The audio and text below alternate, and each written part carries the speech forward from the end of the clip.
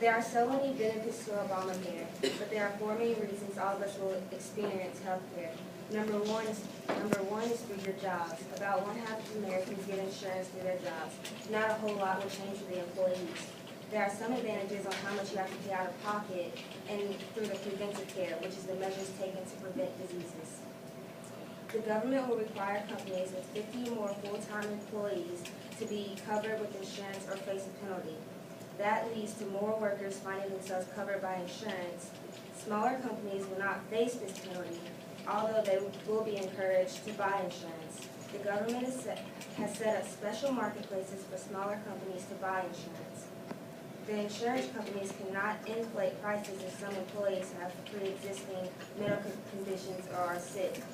The second way you can experience health care is through the government. About 1/3 of Americans will be covered by the government.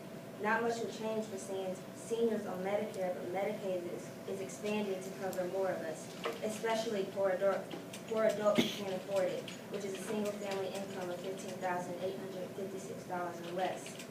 There is a catch for Medicaid, though. The Supreme Court ruled that the governors and legislators of each state should decide whether or not to be part of the expanding Medicaid. In these states that get on board, the feds will cover almost all the costs, but for those states who do not, the people may be left with the same options they have today. You will need to check your state's decisions to see if you might qualify for Medicaid, but at this time, North Carolina is not moving with the expansion. The third is you can buy your own insurance. About 1 in 10 Americans buy their own insurance. It's called the health insurance marketplace.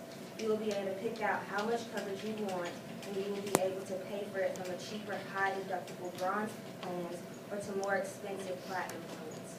All plans will cover things like hospital care, doctor care, maternity care, mental care, and prescription drugs.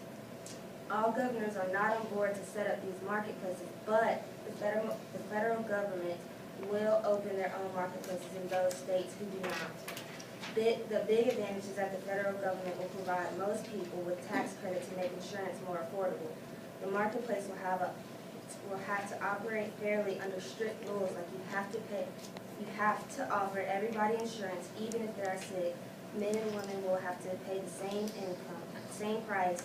For older people, the price will go down, although for younger people, the price will pay more. Just as Warren said, to keep the cost down, for young people, they will stay on their parents' plan until they're 26 and buy low-budget plans until they're 30. Most people buying their own coverage end up paying less. Yes? But if you get a higher salary, you have to pay more than others for Obamacare. But I'm mentioning that later in the speech. Most people buying their own coverage end up paying less with new health care, insurance, tax credit, but people might have to pay more, but they are getting better for more secure insurance. Number 4 is none. Unfortunately, 1 in 3 Americans still do not have insurance. People without insurance think they can get insurance when they are sick, but that's not the case. You can only get insurance during certain enrollment periods. The government has something called individual mandate. If you are not insured, you pay a fine.